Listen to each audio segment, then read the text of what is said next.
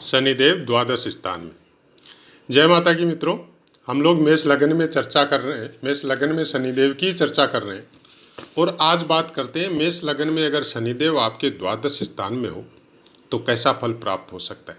यह स्थान और शनिदेव कुछ हमारे भी प्रिय स्थान है और प्रिय ग्रह है और बहुत कुछ इस स्थान के बारे में और शनिदेव के बारे में बहुत कुछ अध्ययन किया है, बहुत अभ्यास किया है इनके बारे में, क्योंकि ये प्रेरणा समझ लो या प्रारब्ध समझ लो आप, चाहे गुरुओं के द्वारा समझ लो आप, चाहे कुंडली भी ऐसी देखने को मिली ज़्यादातर जिनके 12वें स्थान में शनिदेव है। निकला क्या वो भी बताएंगे, पुस्तकों में क्या लिखा है वो भी आपको बता देते हैं, जैसा पाठ का नियम है। मेष लग्न में द्वादश स्थान मतलब मीन राशि। मीन राशि के अंतर्गत पूर्वा भाद्रपद का जो चतुर्थ चरण आएगा जिसका स्वामित्व गुरुदेव को प्राप्त है, उत्तरा भाद्रपद के चारों चरण आएंगे इसका स्वामित्व शनिदेव को प्राप्त है, और रेवती नक्षत्र के चारों चरण आएंगे जिसका स्वामित्व बुध देव को प्राप्त है। उसके बाद में नवमांश की बात करते हैं। 3.20 डिग्री तक अगर हो तो कर्क का नवमांश रहेगा, 6.40 डिग्री तक हो तो सिंह का नवमांश रहेगा, 10 डिग्री तक हो कन्या का नवमांश रहेगा, 13.20 डिग्री तक तुला का नवमांश रहेगा, 16.40 डिग्री तक वृश्चिक का नवमांश रहेगा और 20 डिग्री तक धनु राशि का नवमांश रहेगा, 23.20 डिग्री तक मकर का नवमांश, 26.40 डिग्री तक कुंभ का नवमांश, 26.40 डिग्री से लेकर 30 डिग्री तक मीन राशि में मीन का ही नवमांश रहेगा। और यहाँ पे कोई भी ग्रह होने से वर्गोत्तमी हो जाता है। प्रायकर सब पाठों में बोल रहे, वर्गोत्तमी ग्रह कभी भी खराब फल प्राप्त नहीं करवाते। अंश बल में समराशि है तो प्रथम 6 अंश तक मृतावस्था, उसके बाद में 12 अंश तक वृद्धावस्था, फिर 18 अंश तक युवावस्था, 24 अंश तक कुमारावस्था, 30 अंश तक बाल्यावस्था। कारक भाव अष्टम और द्वादश है और अपने ही कारक भाव में विराजमान है।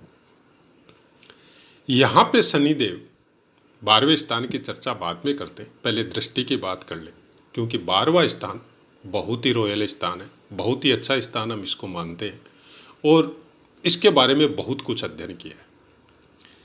यहाँ से शनिदेव तीसरी दृष्टि से आपके धन स्थान को देखेंगे जो अपने मित्र की राशि है।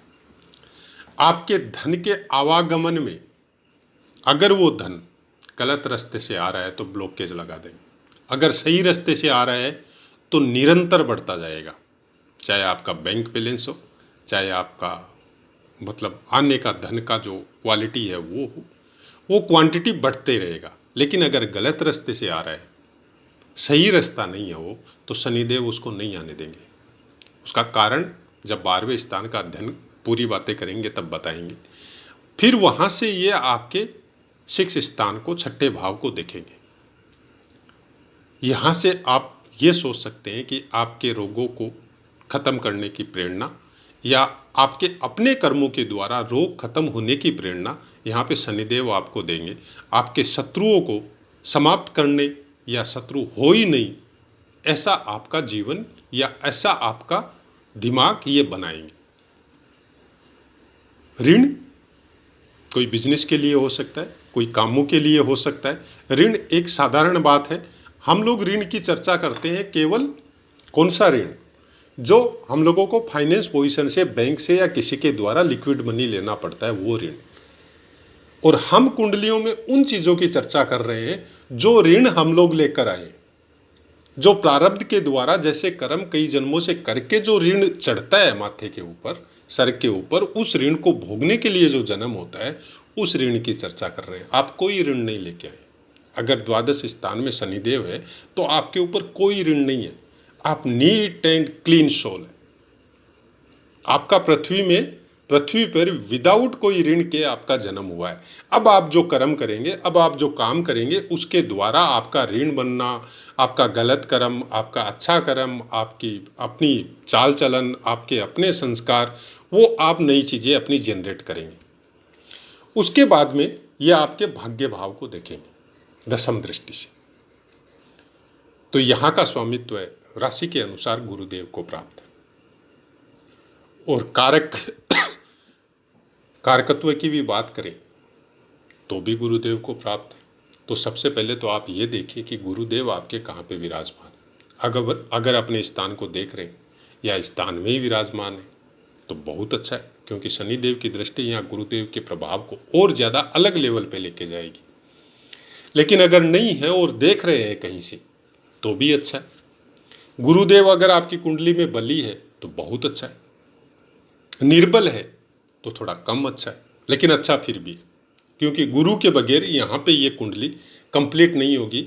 और कोई भी कुंडली में गुरुदेव कहीं ना कहीं जरूर विराजमान होता है, ये आप और हम सब जानते हैं। बाकी ग्रह की बातें संपूर्ण कुंडली के अध्ययन के द्वारा ही पता चलेगी। लेकिन अब आते हैं द्वादश भाव। द्वादश भाव गुरु की राशि है, मीन राशि है। शनिदेव यहाँ पे विराजमान होके आपको मोक्ष का अधिकारी बना सकते हैं। हो सकता है आपको किसी चैनल में सुनने को नहीं मिला हो ये बात, लेकिन मोक्ष प्राप्त करने की प्रेरणा या मोक्ष जो कर्म आप करके आ रहे हैं, जो अच्छे कर्म आप करके आ रहे हैं, जो सबका भला करने की प्रेरणा लेके आप आ रहे हैं, उन फलों का, उन कर्मों का फलों का कारक शनिदेव है। कारक नहीं, सॉरी, कारकों के फलों का कारक, जो आप कर्म कर रहे हैं उसके कारक नहीं है, लेकिन जो आपने कर्म कर चुके हैं या जो कर रहे हैं उसका कैसा फल मिलना चाहिए, उसका स्वामित्व शनिदेव के पास है। लोग बोलते हैं गुरुदेव अगर 12वें स्थान में विराजमान हो तो मोक्ष के कारक है या मोक्ष मिलेगा। हो सकता है उनको कुछ ज़्यादा अध्ययन हो। हम आपको कुछ चीज़ें यहाँ पे समझाने का कोशिश करते हैं कि शनिदेव आपके कर्मों के फल देते हैं। अगर आप कर्म कर ही नहीं रहे हैं मोक्ष के लायक और गुरुदेव आपके 12वें स्थान में विराजमान है तो मोक्ष होगी कैसे, पहली बात। दूसरी बात, मोक्ष का मतलब क्या है? क्या दोबारा जन्म नहीं होना मोक्ष का मतलब है? क्या एक अलग आयाम में या अलग लोक में आपका पैदा होना मोक्ष के कारक है? क्या डायरेक्ट भगवान के अंदर विलीन होना मोक्ष है? अगर ऐसा है वो तभी हो सकता है जब सृष्टि के चारों युग खत्म हो और पूरा महाप्रलय हो, तब सब जीव, आप और हम, कुत्ते, बिल्ली, जानवर, पेड़ पौधे, पशु पक्षी, जितने भी जीव इस संसार में, कीड़े मकोड़े, हाथी, वो सब उस प्रभु में जाके उसकी आत्मा विलीन हो जाएगी। वो तो मोक्ष युगों का अंत है, तब मोक्ष है। मोक्ष होगी कैसे? एक परम ज्योति ने एक मन में एक इच्छा प्रकट की, एक से अनेक हो जाऊं। उनके उस कर्मों का फल हम लोग हैं। आप उसको किस लेवल में समझते हैं ये आपके ऊपर डिपेंड है। यहाँ पे शनिदेव बैठने से आपको बहुत लंबी लंबी यात्राएं करवाएंगे।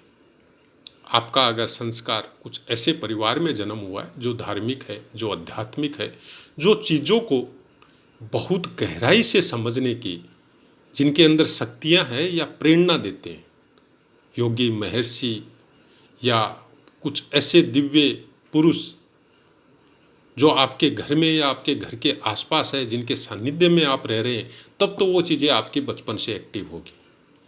नहीं तो उन चीज़ों को एक्टिव करवाने के लिए शनिदेव आपको निरंतर दौड़ाते रहेंगे। निरंतर आपकी दौड़ खत्म नहीं होगी जब तक उस सीढ़ी में आपका पांव नहीं पड़ेगा। ये ध्यान रखिएगा। 12वें स्थान में शनिदेव आदमी को, आप ये सोच के चलिए कि राजा हरिश्चंद्र की कहानी सुन लीजिए कि कैसे कैसे दुख उनको प्राप्त हुए थे। क्यों? क्योंकि उनको वो देना था जिसको प्राप्त करने के लिए कितने जन्म मिल जाते हैं। जो दुख प्राप्त करवाए, उनकी आत्मा पे या उनके मन पे जो जमा हुआ मैल था उसको खत्म करवाया और उसके बाद में तीनों देवों का उनको दर्शन हुआ, साक्षात दर्शन हुआ। ये हम लोग वेदों में पढ़ते हैं, पुराणों में पढ़ते हैं। वो ही शनिदेव 12वें स्थान में ये सब होने से करवाते हैं। आप देखिए 12वें स्थान में अगर शनिदेव है और आप निरंतर भोगों में या भोगों की इच्छा में रत रहते हैं तो आपको भोग सिस्टेमेटिक तरीके से जो आपकी इच्छा के अनुरूप होना चाहिए वो नहीं होगा आपके साथ, और आप बार बार प्रयास करेंगे, बार बार धोखा खाएंगे या बार बार तकलीफ में आएंगे, और फिर मन खिन्न होगा, मन उदास होगा, एकाकी हो जाएंगे, किसी से बोलेंगे नहीं। जब पहला सीढ़ी जब आएगा एकाकी का, कि अकेला रहने का कोशिश करेंगे, गुमसुम रहने का कोशिश करेंगे, कुछ कोने में रहने का कोशिश करेंगे, वो आपका पहला सीढ़ी है। अब अगर यहाँ पे आपका चंद्रमा बलवान है, चंद्रमा योग कारक है या गुरु योग कारक है, या इन दोनों दो नहीं हो के सूर्य कुछ अच्छा एक्टिव है आपकी कुंडली में, तो फिर आपका विल पावर स्ट्रोंग हो जाएगा। सूर्य अगर तीसरे स्थान में है तो आपका विल पावर स्ट्रोंग हो जाएगा। तो आप कोई गलत कदम नहीं उठाएंगे, आप अकेले रहने का कोशिश करेंगे। सूर्य आपका स्ट्रोंग है तो आप उसमें अब समझने का कोशिश करेंगे कि जीवन क्या है, आगे कैसे चलना है, ये कौन सी यात्रा है, क्यों बार बार मैं असफल हो रहा हूँ, मैंने ऐसे क्या काम किए हैं जिसकी वजह से मैं असफल हो रहा हूँ। तब आप समझ लीजिए कि आपने अपनी पहली सीढ़ी पे पांव रख चुके हैं। अब शनिदेव का काम स्टार्ट हो जाएगा 12वें स्थान में होने से। फिर आपको एकाकी में कुछ कुछ चीज़ें आपके दिमाग से याद दिलवाएंगे, या कुछ संत महापुरुष या ऐसा कोई योगी या ऐसा कोई गृहस्थ आएगा जो एक बात बोल के जाएगा जो आपको अंदर तक चीरेगी, अंदर तक आपको रूपांतरित करेगी। कुछ ऐसे शब्द वो बोल के जाएगा जिससे आपका सोचने का नज़रिया, सृष्टि को देखने का नज़रिया, अपने परिवार वालों को देखने का नज़रिया कुछ अलग टाइप से, अलग लेवल पे चला जाएगा। फिर आप अध्यात्म की लाइन में प्रवेश करेंगे, फिर भक्ति भावना की लाइन में प्रवेश करेंगे। ये प्रैक्टिकल जो कुछ, चाहे मेरे गुरु हो, चाहे ऐसे साधु संतों से मिलना हो, चाहे परिवार में ऐसे महापुरुषों को देखा है जो आडंबर से एकदम दूर है, जिनका समाज में कुछ भी इतना पता नहीं है, लेकिन जो जानते हैं उनको पता है कि कैसे इंसान। इसमें आपका फ्रेंड सर्कल कम हो जाएगा ऑटोमेटिक। जितना ज़्यादा फ्रेंड सर्कल आपने बढ़ा रखा है आप उसको सीमित कर देंगे। फिर आप अच्छे मनुष्यों का चुनाव करने की आपके अंदर प्रेरणा जागृत होने लगेगी कि कौन सही है, कौन सही गाइडेंस दे रहा है। फिर उसके पास जाना शुरू करेंगे, उसकी गाली भी सुन के उसके पास बैठेंगे, उससे कुछ सीखने का कोशिश करेंगे। फिर धीरे धीरे आपके अंदर वो चीज़ें जागृत होगी जो पूर्व के प्रारब्ध में आपके पास थी, वो पावर था पहले से आपके पास। लेकिन बोलते हैं ना कि हर जन्म मनुष्य को याद नहीं होता है, एक हल्का सा पर्दा रहता है, उस पर्दे को क्रॉस करने की प्रेरणा फिर शनिदेव 12वें स्थान में होने से देते हैं। ये केवल हवाई बातें नहीं है, ये हकीकत है। जिनके भी 12वें स्थान में शनिदेव है वो कुछ दिन अलग रह के ध्यान साधना करने का कोशिश कीजिए। ऐसे इंसान हमेशा जब 40 या 45 क्रॉस करते हैं तो कुछ अलग सोचना चालू कर देते हैं, कुछ अलग दृष्टि इनकी चालू हो जाती है कि किस लिए आए हैं, क्या करना था और क्या कर रहे हैं, मेरी क्या ड्यूटी थी, इतने इंसान पहले से विराजमान है यहाँ पे, मेरी क्या जरूरत थी।